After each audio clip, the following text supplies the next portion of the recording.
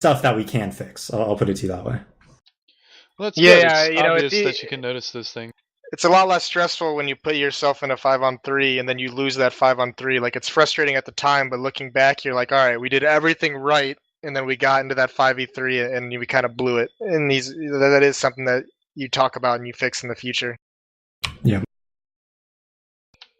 So, like I said, looking forward, the new roster and everything. Now, obviously, we can already tell the role that you guys have put Swag in. It is a very obvious role. He is like your guys' team lurker. You know, he's the one that's the information gatherer, the guy who's going to be playing that angle you would have never thought to check. And he is owning that role. What kind of a role are you guys putting Steel in? What is he really playing a part of on your guys' team? Entry fragger, support player? Yeah, mainly entering on T side. CT side, he's playing by himself a lot, you know.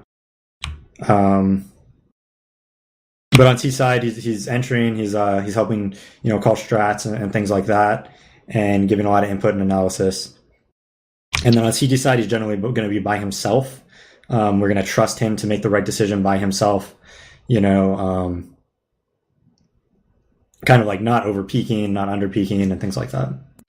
Well, case in point, you guys had a round on your CT side. It was a retake, bomb planted in the A bomb site, 3 versus 4, I believe, in your guys' favor. No, it was in their favor. Was it in their favor? And Steel was down at long. Yeah. Steel was at long. No, I think it was 4v4 then. Okay, well, that situation, you Maybe know, you're right. the veteran experience and the obvious patience and knowledge that Steel had to sit back and wait in that situation, something Moses pointed out at the time, where, you know, if he would have peaked, he would have gotten picked by the AWPer, and then it would have been a really difficult situation with 3 guys coming up catwalk. But he bided his time, waited for you guys to pull the distraction, came out. He didn't get the frag, but he did well enough to distract those guys at A for you guys to be able to come in and sweep and clean up those frags and get the defuse as well. So obviously he's fitting into that role pretty solidly, and I bet you guys just can't wait to get him back to Canada and get his ping down. Yeah, get some good ping. I mean, it's not just him that's affected. We've been playing Illinois, and I get like 100 as well with like fucking crazy loss and shit. So we're gonna be really happy to get Texas. Too. Yeah, Skadoodle's constantly ping spiking like 280 every other round and shit sometimes. But that round that you're talking about, basically what happened was this. I heard 3 of them going up cat. Scott died. We knew 1 was at middle. We killed the mid guy. Josh has long control. We're all yelling to Josh, don't peek, don't peek, don't peek. We're flanking cat, we're flanking cat. As soon as we get their attention on cat, then he peeks and he gets, you know, free kills, to be honest. Absolutely. Well, I mean, obviously it pays to your guys' experience, and it also pays to his experience too, because, you know, I really don't see a player of his caliber peaking that situation, regardless of you guys telling him to or not. So, you know, one way or the other, it's a smart play, flat out. And, you know, you guys, you earned the W tonight. I mean, like I said, it looked hairy going into the second half, but once you guys got to gun rounds on CT side, it was just, it was pretty to watch. And Swag went off tonight. Just completely destroyed tonight, which I guess he likes to do on Dust 2, because he's done it in the past, especially against teams like, I don't know, NIP, whoever they are. This is actually just a point of curiosity. So, Daze, when you see Ska having ping issues, and he is your primary opper, given the talent on your lineup, where pretty much everyone, with the exception of Swag, has at some point served as a primary op at some version of this game, do you feel inclined to sort of change up who's opping so that it might go to someone who isn't lagging around like crazy? Or do you feel like you got to stick with your guns? If you're going to be doing that, all you're going to do is just be getting in your own head. You got to just play no matter what, no matter who's lagging, no matter how much loss you have, like no matter how shitty the server is. Like, you got to just play your game no matter what. Because like honestly, you're just going to be getting in your own head if that's the case. And out of curiosity, is this one going to sort of give you guys any more confidence heading into your matchup against Cole on season for Sivo? No, it doesn't really affect it. Like, basically what this match taught us is that we really need to get better.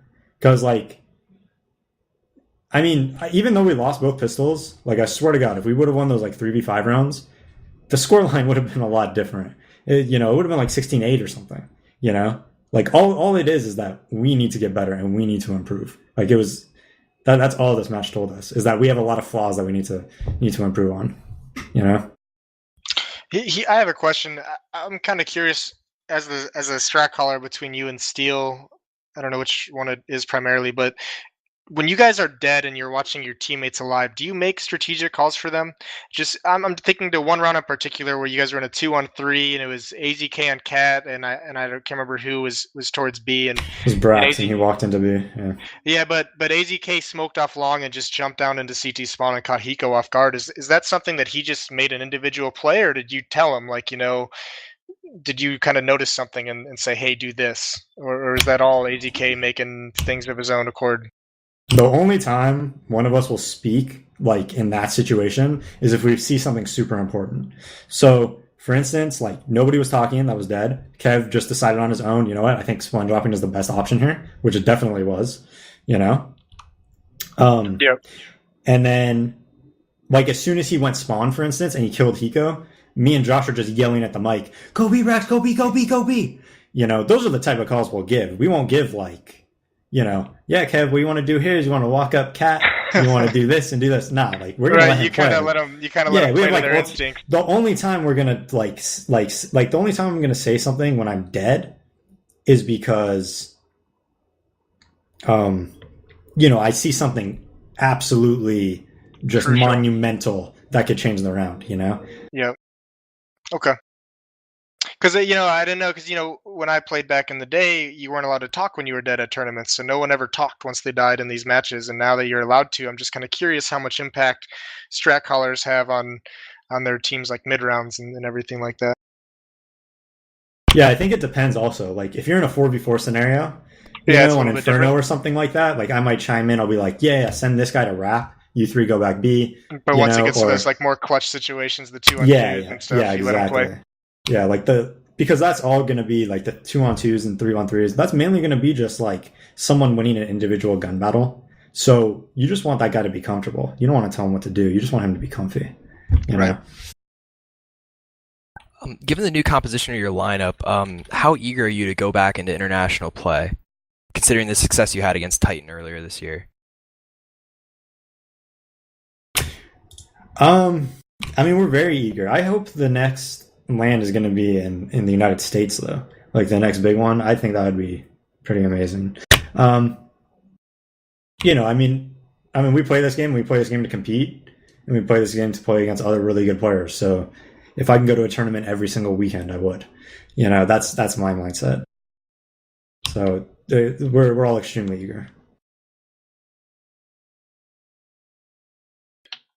Well, I have high hopes for you guys on LAN. I know that you guys have had some struggles in the international scene, DreamHack and at the Katowice tournament, but I feel confident with your guys' pickups of Steel and Swag that you guys are going to be able to, really show what North American CS has the ability to do. And, right now, Complexity, they don't even look like they're possibly not going to make the ESEA Invite playoffs at the rate that they're going right now.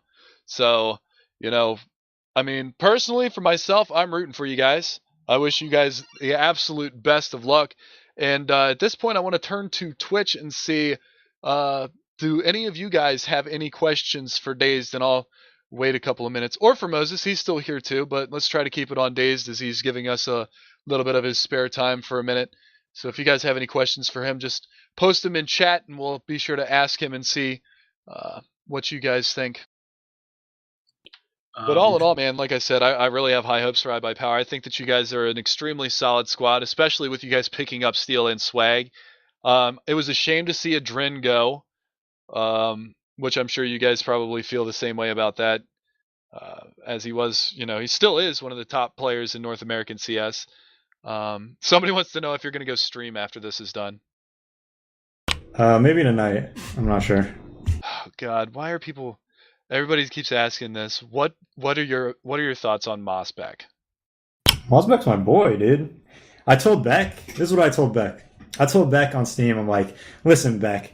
Because whenever we scrim him and he kills me, I basically talk shit to him on Steam. But I'm just joking around, right? And then after the scrim, I go, Beck, listen, man. He tells me he hates me when I do that. And I go, listen, man, we got a love-hate relationship. I love you when I'm not in a server against you playing against you. You know, like when we're just on Steam Friends talking, I love you, man. I hate you when I'm playing against you online. On LAN, I have no opinion of you though, because you're irrelevant. That's what I told Beck.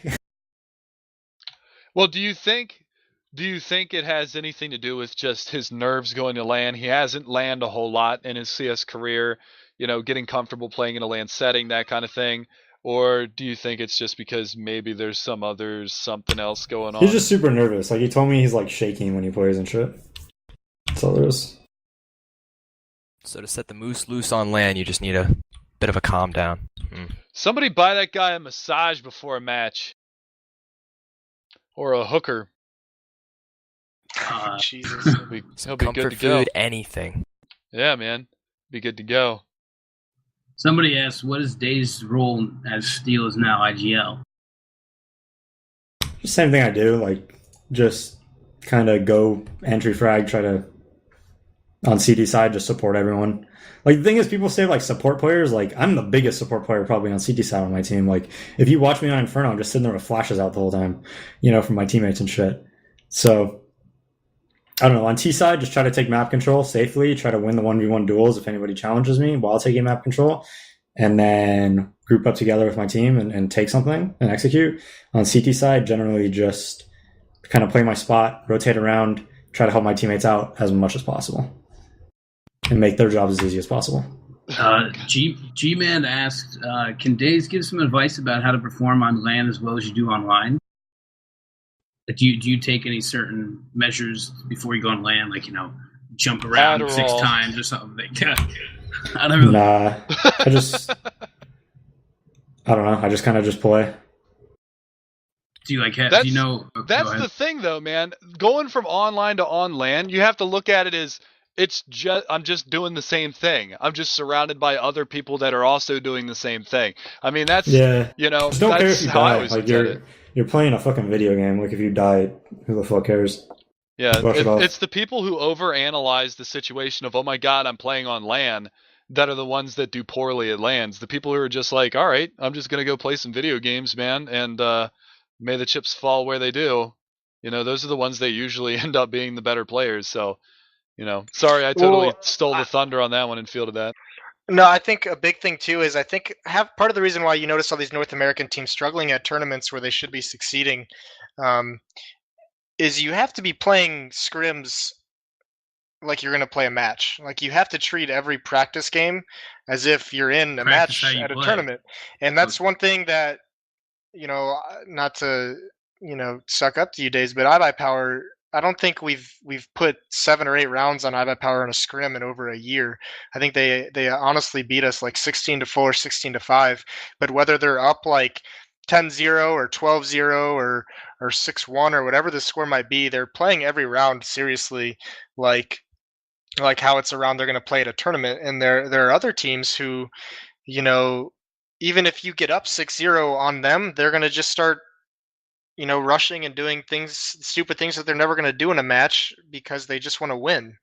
And that's not the right way to practice. And so when they get to these tournaments, when they get to these like high pressure situations, they struggle sometimes when they're in situations because they're not used to being in them because they practice wrong.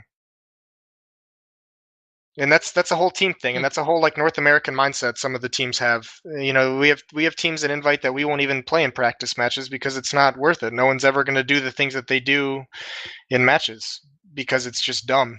And it works because it's dumb because no one's expecting it, because you'll never do it when you have $5,000 on the line or whatever it might be. It's interesting to say too, because we had Warden in here before to do a little bit of a post-game interview, and he said he's pretty much terrified to play against iBuyPower. Not necessarily his words, but he said if anybody was betting skins on matches, to always bet against United 5 if I they're said playing we you were guys. terrified to play iBuyPower, and Warden was right. Never bet skins on us against iBuyPower. I don't know what it is about playing them. But to sort of tie a nice bow on everything, if you do good, what would you do to change the practice regimens in North America? Well, I think like when you first start playing together and you first start playing a map, you should just scrim a few times just together. and just kind of get a feel for what people want to do and just run like a default. And then what you want to do is you want to add like 1 to 2 strats after you scrim a few times, and then run those strats a lot. Figure out what's going to work against them, why you want to run them, when you want to run them, what's bad about them, what's good about them. And then all of a sudden you have like 2 strats down after the next few scrims. You have 2 strats down. You have a default down that you already practiced day 1, right? So all of a sudden you have like 2 strats at default. That should be good enough for like 1 match even, and you could do that off like 3 days practice. And then afterwards you do a couple more strats, and depending on the direction you want to take your team, like if you want to be a Titan where you're running set strats every single round, you're probably going to need more set strats. If you want to be like Nip or something like that where you want to run more off defaults, then you probably only really need 2 or 3 strats. And then you kind of weigh where you want to put your focus on depending on the play style that you want to mount your team. All right, well, I'm being told, Days, that you got to take off, so we do appreciate you very much for coming on board and finally getting you on for a post-game interview. Yeah, no problem. Thank you so much for casting, man. You're welcome. Hopefully you check out the VOD. Have you seen any of our VODs? We enjoyed it. I don't really watch the VODs, but I watch you guys when you're live, yeah. Oh, nice. Like, I bet like every match for skins, so I watch you guys all the time. Edge of my sick, seat. man. Degenerate. Including this match. Did you end up betting on us, Days? I bet on you guys. I got 10 value back from you guys. I bet all my skins on me this match. Ooh. I bet like every You're skin just I have adding on extra myself. pressure onto yourself. What are you doing? Also, I just want to ask quick, do you know if you guys are going to the Vegas land?